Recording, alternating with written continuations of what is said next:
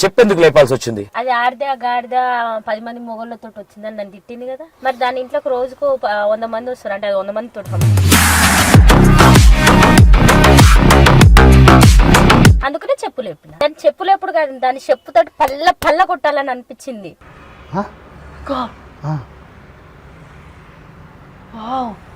దొరకలే, లోపల దాచుకుంది అది. దొరకలే, లోపల దాచుకుంది అది.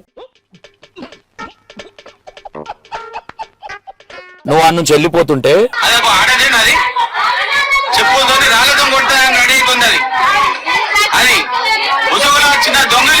నన్ను ఆడదానివేనా అని అన్నావు కదా. నేను ఆడదానిరా, నా మొగనికి నేను సంసారం చేసి 2 పిల్లల్ని కన్నా నేను ధర్మబద్ధంగా బతుకుతున్నా. నీలాగా మంది మోసం చేసి బతుకుతలేదు. ఇక్కడతోటి ఇది ఏమైపోలేదు. నేను దొంగను కదా, మళ్ళీ దొర బిడ్డ లాగా వచ్చి నిన్ను తన్నాకపోతే చూడే జ్యోతి. ఇక్కడ శివశక్తులు ఉంటారు, వాళ్ళ దగ్గరికి వెళ్తే వాళ్ళు చెప్తారు అమ్మ అనే ఒక నోటి నుంచి వేరే మాట మాట్లాడారు. దీనిలాగా లౌకలు నీ ఇంట్లో ఉంటారు. మనిషికి 250 అంటే నువ్వు ఓయో నడుపుతున్నావే. మేము మీడియా తరఫున వస్తేనేమో ఇంట్లోకి రావద్దు, భక్తురాలు వచ్చి 1 లక్ష రూపాయలు ఇస్తేనేమో నీకు నచ్చుతారు. 1,10,000 ప్రభాస్ తోటి పెళ్లి చేయాలి. మరి ఆ పిల్లకి చేయలేదనుకో నేను చెప్పు దెబ్బల పాల్గొట్టనే నేను ఆ పోరిని తీసుకొచ్చి నీ బూరు నేను పీకకపోతే, నీ ఇంటి ముందు వేడి నీళ్ళలో నిన్ను షారు కాయకపోతే నేను ఆ బోక వచ్చి 4 ఇట్లా బొట్లు పెట్టి ఓం శ్రీ మాత్రే నమః అనగానే సిగ్గులేదే. దేవుని పేరు చెప్పి బతకడానికన్నా ఉండాలి మీకు ఇంత. తల్లి ఒక వీడియోలో నువ్వు చెప్పు లేపినావు, నేను అది ఒకసారి చూపిస్తా విను.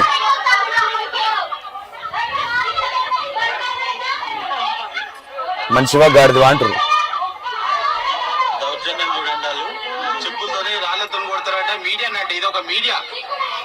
చెప్పేందుకు లేపాల్సి వచ్చింది? ఫస్ట్ నేను మీడియా కాదు, నేను హ్యూమన్ రైట్స్ నుంచి పోయినా.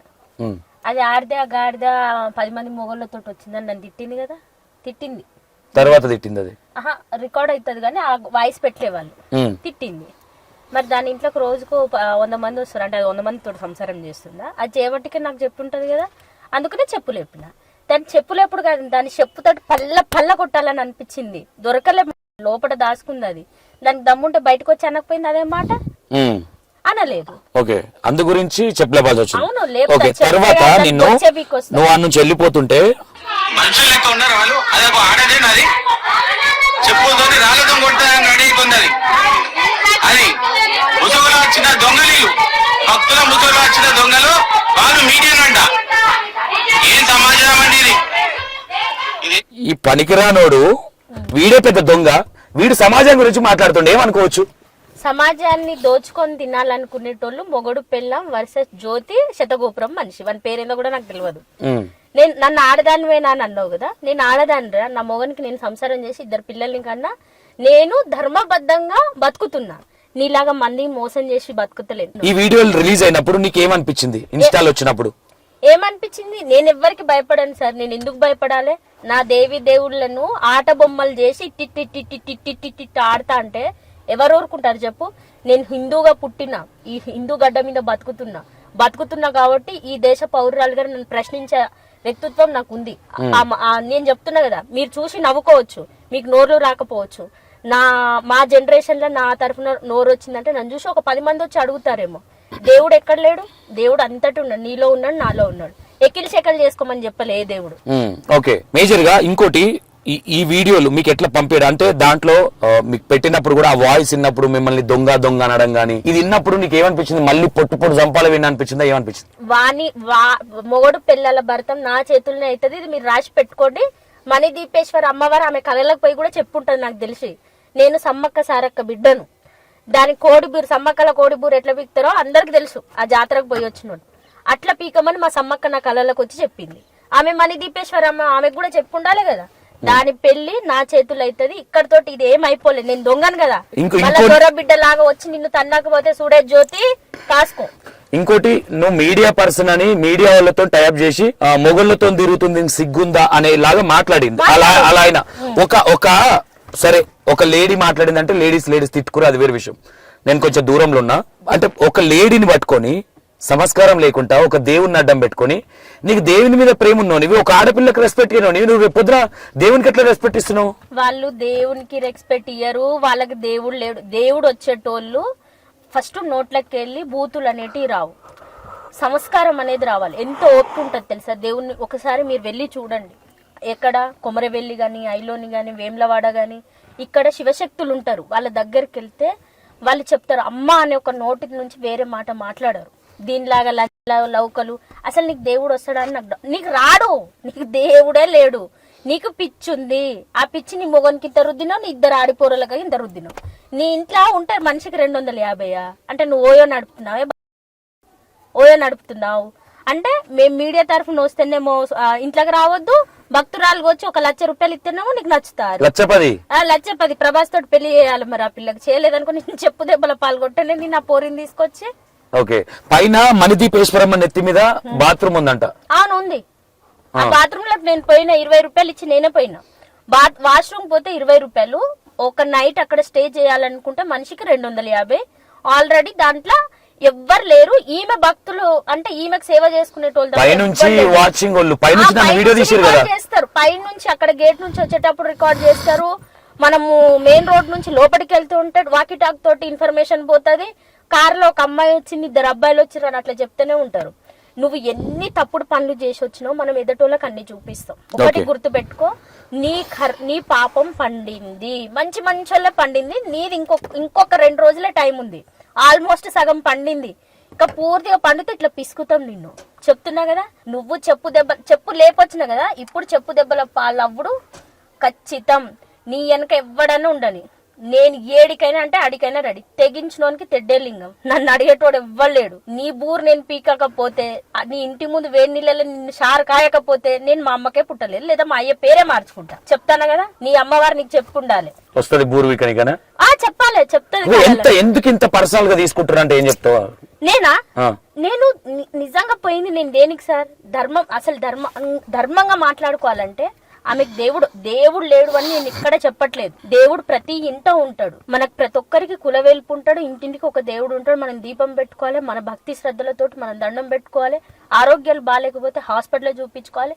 1కి 4 సార్లు టెస్టులు చేయించుకోవాలి. ఆ బోక వచ్చి 4 ఇట్లా బొట్లు పెట్టి ఓం శ్రీ మాత్రే నమః అనగానే రోగం తక్కువైతుందా? కాదు కదా. అట్లాంటి మనుషులు నిజామాబాద్ ప్రజలు ఎంత అమాయకులు అంటే, ఒకడేమో నిజామాబాద్ లోనే సస్తాడు లోకల్, వాంది బాసరా అని చెప్తుంది. ఓకే, అయితే ఇప్పుడు ఫైనల్ గా ఆమె వెనుక ఒక పెద్ద టీం ఉంది, మీరు ఏం చేయలేరు అనే విధంగా మాట్లాడుతా ఉన్నారు. ఏమంటారు మీరు వెనుక టీం కి? ఆమె వెనకాల ఎవ్వరున్నా ఏదున్నా నా హిందూ ధర్మం ముందు నిలబడదు. నీ వెనకాల ఎంత పెద్ద మనిషి ఉన్నా నా నా అక్క, నా చెల్లె, నా తమ్ముళ్ళు, నా అన్నలు నా వెనకాల ఉన్నారు. నేను ఇప్పుడు ఎక్కడికి రెడీ అంటే రెడీ అనేటట్టు ఉన్నారు. నీ వెనకాల ఉన్నోని కూడా బట్టలిప్పి కొడతాం. కడ్రైర్ మీద తిరగాల వాడు నిజామాబాద్ లో. నువ్వు వాడు నీకైతే చెప్పుల దండ ఎప్పిస్తా, వాడైతే కడ్రైర్ మీద తిరగాలి. ఏం భయపడేది లేదు. ఎవరున్నా ఎవరు లేకపోయినా ధర్మం జోలికి వస్తే నాశనం అయిపోతారు. పక్కా నాశనం అవుతావు. సగం నీ చేతులారా నువ్వే నాశనం చేసుకున్నావు. ఓకే, అక్కడికి పోయిన జనాలకు, ఆ ఇన్స్టాగ్రామ్ ఫాలో అవుతున్న జనాలకు ఏం చెప్తా ఉంటారు మీరు? ఏముందని ఇన్స్టాగ్రామ్ ఫాలో అవుతారు? ఆమెను ఫాలో అయ్యే బదులు వెంకన్న స్వామి కాడికి పోండి, యాదగిరిగుట్టకు పోయి మంచిగా దండం పెట్టుకొని అయిపోయింది తల్లి, ఇప్పటి నుంచి మాకు బుద్ధి వచ్చింది, మేము మంచిగా బతుకుతామని దండం పెట్టుకొని రాండి. కానీ ఆ దొంగ నమ్మకండి. ఇంకో అది బతక నేర్చింది సార్. ఎట్లా బతక నేర్చింది అంటే 4 మంచి మాటలు చెప్తా. ఎక్కడైనా చూడండి, నా కడుపు తిప్పలైనా మీ కడుపు తిప్పలైనా ఎవరమైనా మనం పూట గడవడానికి 1,000 విద్యలు చేస్తాం. దాంట్లో ఈ మీద ఒక విద్య. 4 మంచి మాటలు చెప్తుంది, 4 చెడ్డ మాటలు చెప్తుంది. 4 మంచి మాటలు చెప్తుందా ఆమె? అంటే మంచి మాటలని నమ్మిస్తుందా? నమ్మిస్తుంది. ఆమె ఒక్కతే కాదు, ఏ చిలక జోషం చెప్పినా, ఏ మ్యూజిషియన్ అయినా, ఏ జ్యోతిషుడైనా, ఎవరైనా సరే 4 మంచి మాటలు చెప్తారు, 4 చెడు మాటలు చెప్తారు. చెడుని ఎవరు తీసుకోరు. అరే మంచిగా ఇవి 4 కరెక్టే చెప్పిండు నాకు అనేసి ఇన్స్టాగ్రామ్ లో ముఖం లేదు. మరి దానికి ముఖం లేదు. ముఖం ఉన్నదైతే కామెంట్ ఆన్ చేసుకొని పెట్టుకోవాలి. దొంగనే కదా చెప్తుండే కదా 10-15 మంది దొంగలే అని. ఓకే రైట్, విన్నర్ కదా. ఇక్కడ జస్ట్ క్లారిటీ కోసం మాత్రమే నేను కొంతవరకు దూరంగా ఉన్నా. మొత్తం ఏం జరిగిందనే జనాలకు నాకు అర్థం కావాలి ఎందుకు గేట్ దుంకాల్సి వచ్చింది. చెప్పింది కదా, మీ అర్థమైంది అనుకుంటున్నా. ఇక మీ ఇష్టం, తర్వాత మీ కర్మ. ఇక చెప్పే కాడికి చెప్తా ఉన్నాం.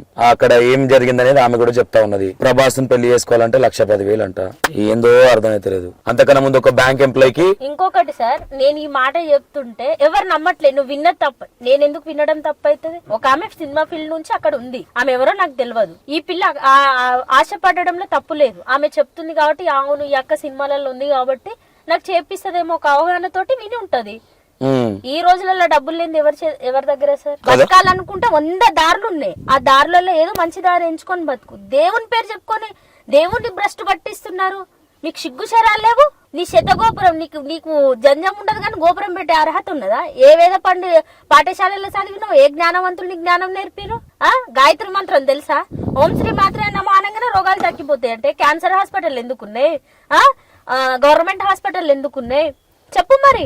చిన్న చిన్న పిల్లల్ని రేపులు ఎందుకు చేస్తారు? మరి దుష్ట సంహారం చేయడానికి వచ్చింది కదా అమ్మవారు. వీటన్నిటిని ఆపమను. మొన్న బస్సులు ఎందుకు యాక్సిడెంట్లు అయినాయి, ట్రైన్లు ఎందుకు పడిపోయినాయి? మరి అప్పటి నుంచే ఉన్నారు కదా దేవుడు మీకు. రైట్, ఇది సిచ్యువేషన్. చూద్దాం ఇంకా మరేమో ఎటెటో పోతుంది, చూసే ప్రయత్నం చేద్దాం. Right, thank you so much. Thank you మా.